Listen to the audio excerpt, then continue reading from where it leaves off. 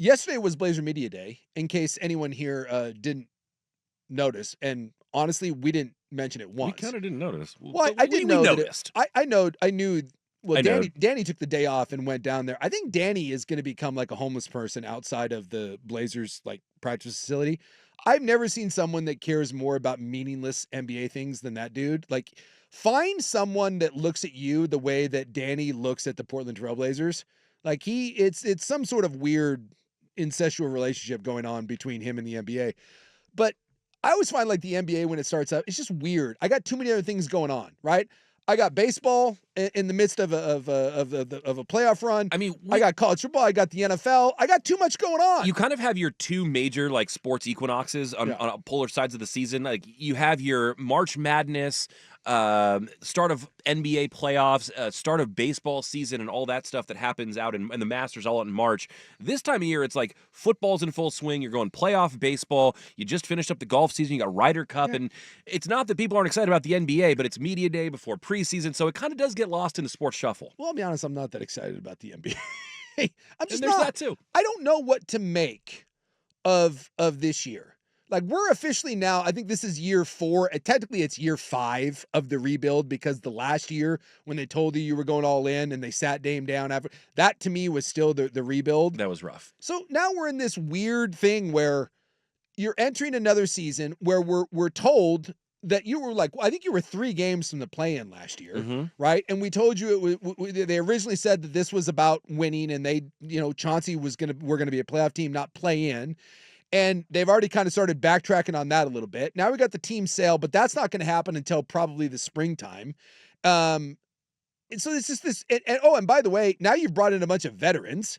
Like, so now you're rolling out a starting lineup that could involve Jeremy Grant and Drew Holiday. You bring Damian Lillard back, which is cool, but Lillard's not going to play. I think there's weirdness there with Scoot. I listened to Scoot, and Scoot and Dame both had this weird sort of, we're really happy the other one's here, and I think it's great to learn from him, and I can't. Scoot's livid. There's no possible way that in any way Scoot is happy that in a make it or break it year for him, they brought in not 1 but 2 veteran point guards. And by the way, one of them is probably going to get a statue built in front of the damn Moda Center. At least he's the one that can't play right away. Yeah, and he's not a threat to playing time. He's got a torn hamstring. So I was like looking through some of the stuff, and it was weird. It was weird. Like, Jody Allen is still in charge. Someone asked Joe Cronin, like, who is actually in charge of the team? Yes, I've had the opportunity to meet with Tom a few times. Again, like Dwayne said, as some early diligence, just get to know each other meetings. Really positive interactions. Really like his mentality and what he's going to bring to the table, and I think he's going to be great for this franchise and this city. As far as how things will work until Tom officially takes over, it's pretty clear. Jody's the chair, she's the owner, she's the final decision maker until that actual transition happens, which we're forecasting sometime, next spring. So he's talking to Dundon, which, by the way, that certainly sounds like everything I was listening to today. It sounds like the lawsuit thing. No one seems to be concerned about that. It doesn't seem like it's actually going to be a hiccup, but just the way that these things take time. Yeah. Sounds like it's still on track, but just isn't going to happen until later in the season. Yeah, but isn't it weird? So Cronin's talking to Dundon, but Dundon doesn't have any say in anything that's going on. And Jody's selling the team because she doesn't want to have any say, and yet she's still the one in charge that has say. So if you want to make a decision based on what's best for the franchise, who does he actually talk to? Does he call Tom and then be like, hey, Tom, I'm thinking about doing this? And then Tom's like, cool. And then he has to go to Jody and be like, hey, Jody. Tom likes this, but it's really your call. What a weird. Yeah. And that's going to go on till the spring. So does that happen in the middle of the season? So, does that mean you're rudderless from now until then? I don't know. It's such a strange situation. The other thing that I'm confused about, the timeline thing. Right? This is supposed to be some sort of kind of youth movement, and yet we're still loaded up with veterans. Like, someone asked Jeremy Grant. Do we have the Jeremy Grant clip? I don't think I do have the Grant clip here. I can try to find it. Someone asked Jeremy Grant. Somehow our sound didn't come back from the press conference. Not sure how. We sent someone down there. He was there all day, but we had to get sound from other places. Go figure. Someone asked Jeremy Grant if he thought he was going to be back, and Jeremy Grant was like, "Yeah, no, didn't think so, but I'm happy to be here right now." Yikes! What? So, what are we doing? And so then, would you like to? Joe Cronin was asked what the goal is this year. Do you want to hear that? Yeah, this is what's the goal? The goal is to compete every night. Do we want to make the play-in? Yes. Do we want to make the playoffs? Yes. Do we want to win 16 playoff games? Yes. I don't have expectations, and I won't be disappointed if those things don't happen, as long as we're continually growing. We're still thinking big picture with this roster, knowing that until our young guys are ready to help really fuel winning, we're not going to be good enough, and we're going to take that approach. But with that, we're confident in our abilities. We're confident in the additions we've made. We're expecting to be a quality team each and every night. But no, you said it was about winning now. And you said that it was about making the playoffs. Now you're fence sitting. Now it's kind of about winning, but it's really about growth. And you also said that the young guys, and you said that you were going to put, in one of the quotes, they said that they're putting guardrails. By bringing in the vets, they're putting in guardrails around their young players. Well, which is it? Like, is Shane Sharp not going to start? Is Jeremy Grant going to start? Someone asked Chauncey Billups, like, how does he develop, like how do you go about now that Scoot's not going to be available for God knows at least a month or two? By the way, that hamstring that they said like 4 to 8 weeks, that's reevaluated in 4 to 8 weeks. Yep. Dude, he ain't playing for a while. No, maybe not till New Year. So someone asked Chauncey, like, where does he go with the starting lineup? Yeah, there's a lot of different ways you could go. I say this to y'all and I say this to our guys. I'm not really the one that's deciding that. I'm really not. I'm just going to be the messenger in it. And they got to go earn it. I'm really happy to even have this discussion, to have the talent, to have the depth. This is new for me.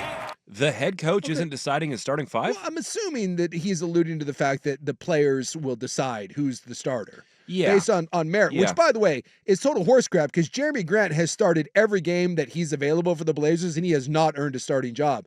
I'd also like to ask the question, if the goal, again, is kind of player development and that youth movement, so we're punting on that. So we're back to Shaedon Sharpe or Scoot being back on the bench? Well, would you like to hear Cronin on developing the young guys? Yes. Throughout our developmental plan, we've prioritized learning to play the right way. And to do that, we've chosen to put, it's probably not the right word, but guardrails on some of our guys. There you go, there's the guardrails. To where we're not just going to hand them the ball in 36 minutes and say, go nuts, figure it out.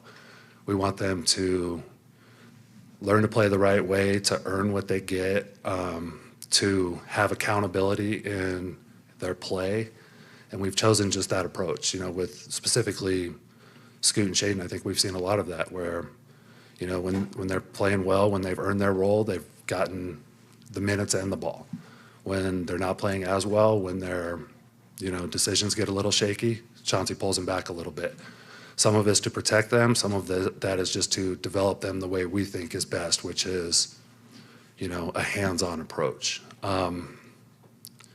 In time, we hope it solves itself. Like, we talk a lot about, you're going to earn everything you get. And in time, you hope that eventually those guys just go get the ball and then never give it back. And, with some of these guys, they're already there, a guy like Denny. With others, it's still going to take some time. So we still have no idea whether or not Sharp and Scoot are the long-term answer here. That's all very ambiguous from both coach and general manager. So, I guess that just in lies with my frustration is we've got another year where we're not certain who's in charge.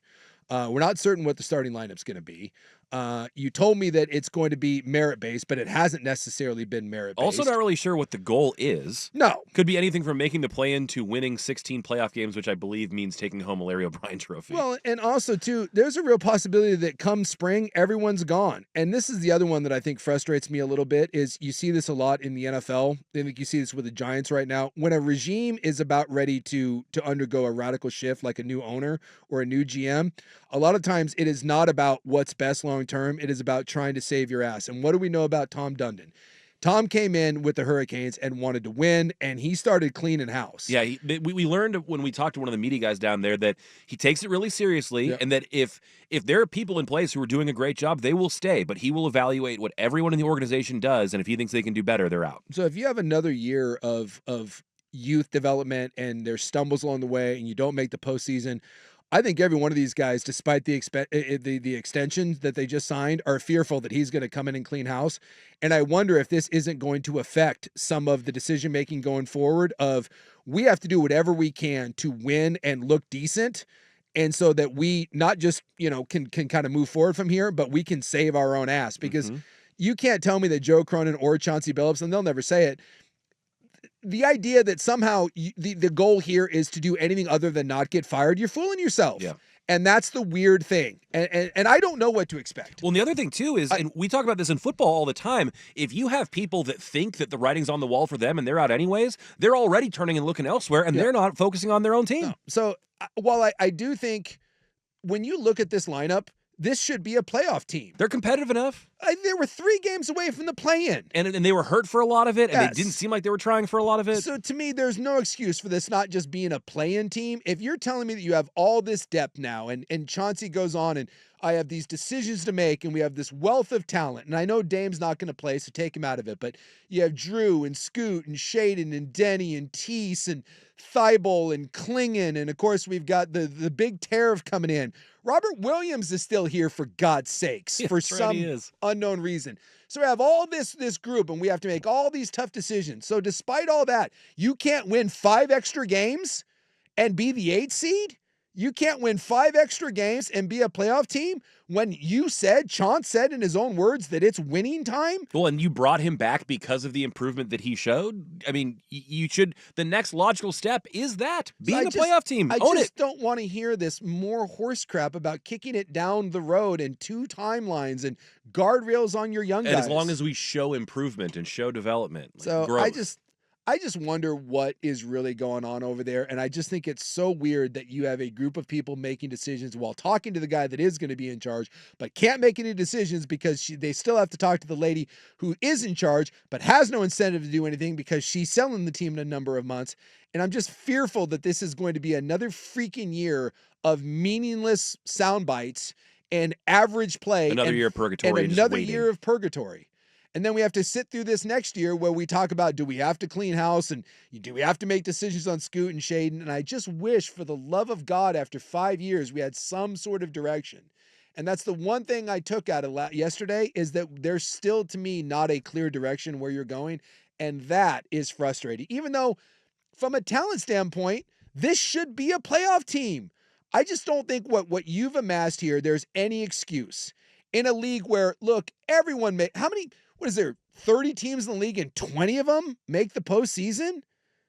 You're telling me you're one of the 10? You've got to be able to be one of those. I think there needs to be some accountability and some level of expectation, as opposed to this vague, well, we think we're going to be competitive and we'd like to win 16 games. Yeah, you're not winning a championship, Joe. And also, maybe put your flag in the ground and say that this should be a playoff team. Maybe there's nothing he can do about it, but just his delivery is so uninspiring on top of that. Just can drive me batty on that. But anyway, Blazer Media Day.